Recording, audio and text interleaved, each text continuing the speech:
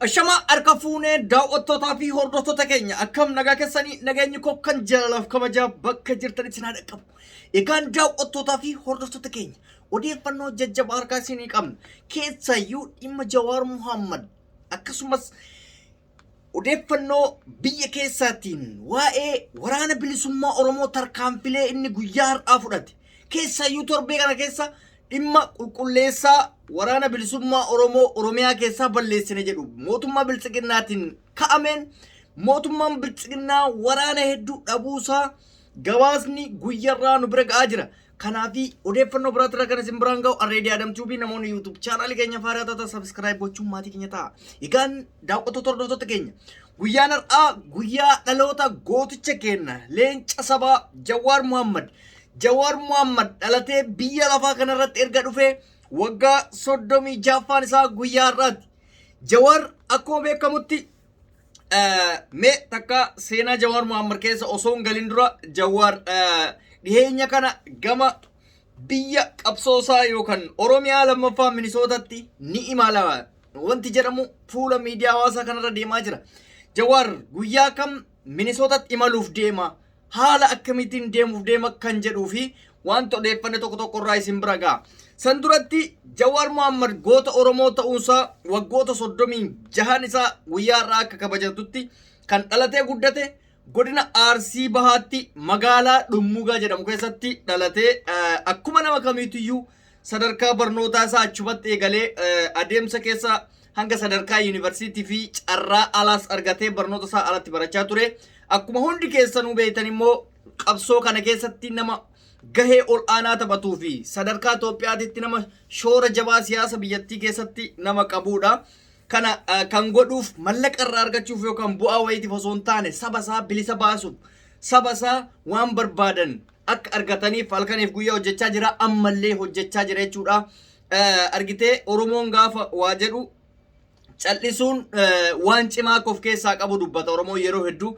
Jawaar Muhammad akka kaleessaa san Facebook irra gadi bahee loluu fi waan adda addaa dubbachuu habaatu malee dalagaan inni keessan dalagu jiru saba Oromoo kana kan bilisa baasu jedhamee eegama jechuudha. Ammas Rabbiin umrii isaa nuuf haa dheeressu.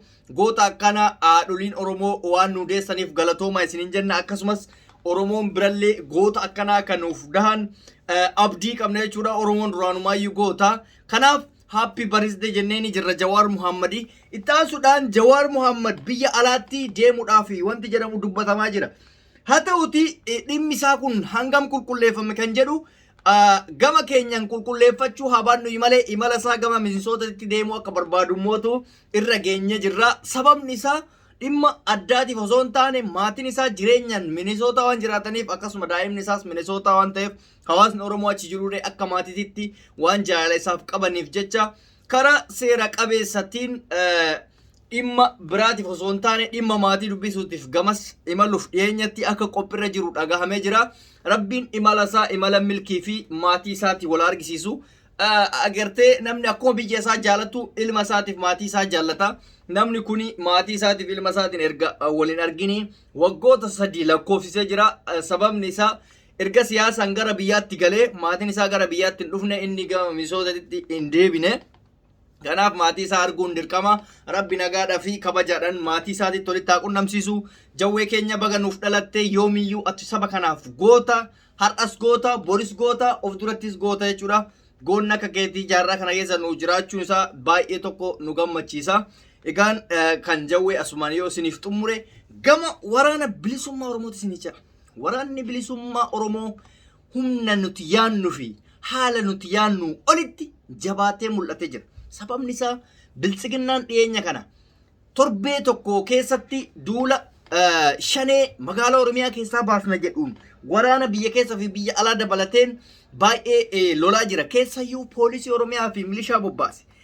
Waraanni bilisummaa Oromoo qeerroo fi qarree leenjifatee jiruun yoo xiqqaate guyyarraa booji'amtoota 100 lakkaa'amanii fi namoota biyyatti dabalan hedduu akka qaban gabaasa qulqullina qabu. Kan viidiyoodhaan rageeffame, wabeeffame. Argite akka duraanii san waboon akkas godhe asiin bahe achiin bahe miti. wabii yookaan immootu ragaa qabatamaatiin viidiyoon achirra nu deemaa jira jechuudha. Ani milishaa akkanaatti naannoo akkanaatti irraa dhufe akkanaatti shanee balleessaa jedhanii nu ergani jedhanii warwaataa jiran. Isa qofaa miti poolisii Oromiyaa shanee balleessaa shaneen diina Oromooti ummata kana balleessuuf deemti jedhanii waan jarri jetteen bifa viidiyootiin irraa waraabbatanii dhiifama godhanii fi gadhiisaa jiranii jechuudha. Kaleessa gaafa waa'ee waraana bilisummaa Oromoo dubbachaa turre meeti ragaan nuun jedhan. Meeti viidiyoon akkasumaan shanee hin jirreef kiiloo kennitanii kireeditii kennitanii yuutuubii fi feesbuuka fi maal irratti hola lafa caastan nuun jedhan. Har'a garuu gaafa miidiyaa hawaasaa kana gubbaa baatee ilaaltu viidiyoon suuraan wanti mootummaa keessaa gara isaan bira dhufu kallattiidhaan waraabamee nu bira gahaa jira jechuudha. Waraanni bilisummaa Oromoo hidhannoo isaa jajjabaa kan ammayyaawaa ta'e bitee osoo hin taane booyyee waraana mootummaa harkaa fuudhaa jira. Hanga sadarkaa konkolaataa miti magaalaa seenanii madaabara yookaan daappii lafaa facaasaniitiin midhaan biqilchu kana raabsaa jiranii jechuudha qotee bultoota keenyaaf. Kana qabatamaan argaa jirra. Yeroo isaan ummata maqaa galmeessanii madaabaraan akkanaa lafa akkanaatiif siigaa lafa akkanaatiif siigaa. Namoota yakka malee hidhaman ati yakka hin qabdu kootu gadi bahi jedhanii manadhaa keessaa gabbaasaa jiran. Kana odeeffannoo dhageenya sootaan argineen haasa'aa jirra jechuudha.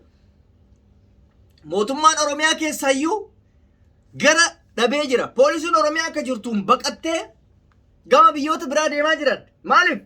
Waraanni isaan asii achi ergan achi as hin deebi'u. Achumatti hafa. Konkolaataan isaanii achitti hafa. Meeshaan isaan bireenii isaan hidhatanii deeman, snaayipariin isaan hidhatanii deeman, kilaashin, M4 maaliin jedhan kun achitti hafaa jira jechuudha. Kanammootu tokkoffaa haqa dhiiga ilmaan Oromoo, lammaffaa jajjabeen leenjii argitee fudhatu qofa osoo hin ta'in kaayyoo manaa ba'eef lubbuu tana saba kanaa fi wareega jedhee waan of amansiisee achi gadi ba'eef hin injifataa jechuudha. Warri mootummaarraa deemu maaliif injifataman beektaa? Hidhannoo yoo taate sirriitti qaban, leenjii yoo taate sirriitti qaban. Sii galee garuu saba kanaaf yookaan mootummaa kanaaf akkana taane jedhanii dhaqan sababa damooza isaaniitiif, sababa biddeena isaaniitiif, sababa ergama fudhataniif dhaqanii onneedhaan waa hin dhayneef yeroo achi ga'an onneen isaan rifataa yookaan hin du'anii yookaan immootu harka kennatanii jechuudha. Waraanni bilisummaa Oromoo harka hin kennatu. Maaliif? Hin wareegamaa lubbuuti yedan saba kanaaf kenna jedhee of amansiisee irbuu sabaaf galee waan achi dhaquuf jechuudha. Sababa kanaatiif injifata. Waraana jechuun jalqaba of kennuu si barbaachisa. Nan wareegamaa saba kana bilisa baasaa lubbuun too fidaa ummata kana haa ta'u jettee gaafa baate hin injifatta. Gaafa akka poolisii Oromiyaa fi makkalaakayaa yaa rabbi nan ajjeesin mootummaa kana dirqamaan na erge birrii tana na dhabsiisin jechaa waati dhayite biqaatiin kee achitti bishaan dhugaa jechuu dandeettiin kee jechuudha. Sii galee akkatti injifataa jira waraanni bilisummaa Oromoo. Inumaayyuu mootummaa dirqamaan nu erge jedhanii poolisiin Oromiyaa harka kennatanii waraana bilisummaa Oromootti makamuu barbaanna. Saba kanaaf dhaabbannee gaachana ta'uu barbaanna jedhanii deemanii bosona keessatti hafaa jiran akka jiruun hidhatanii mootummatti hidhannoo ofii as garagalchaa jiranii jechuudha. Kanaaf yeroo kamiyyuu waraanni bilisummaa Oromoo injifataadha. Wanti guyyarraa isin bira ga'u dhugaa ta'uu amantanii jechuudha. Viidiyoo qabatama ila anamma ragaalee waan haasa'e kana hundan qaba garuu sababa viidiyoon keenya YouTube irratti eeyyaman taaneef fe'uu hin dandeenyu. Gama Facebook atiin arguu dandeessan deemtanii viidiyoolee amma waa'ee anamma isin haasa'u kan gama Facebook keenyaa yoo deemtan kallattiidhaan viidiyoo saniin maxxansuu hin danda'a. Facebookiin hin dhoorgu. Facebookiin waa'ee viidiyoolee dhukaasa adda addaa qabu hin dhoorgu. YouTubein hin dhoorgan beektan. Isinii galee. Kanaaf kuni qabatama guyyarraa yoo xiqqaate poolisii Oromiyaa nama 50 namni 20 namni 30 biyyatti dabalama namni 100 namni 150 namni 200 300 konkolaataa wajjin harka kennatee booji'amee harka ofii maratee yaa saba Oromoo yaa wobo naa dhiisi hin dogongore mootummaan nu gowwoomse jechaa jiran. Ani hunda qaanaa kan ajaa'ibu milishoota namoota manguddoo gurguddoo warra gufuu yoo dhoofte ol jedhuu hin dandeenye maratu qawwee qoomoo xabbaqeenyi kana qabatee woboo balleessuudhaaf bosona seena. Ispoortii hojjetamee akkamitti yoo jedhan harka akkanuma godha. Akka nama wanno balalii heduu waraana waanuma dhagaan timaatimii wal darbatan wayii itti fakkaatanitti fakkaate.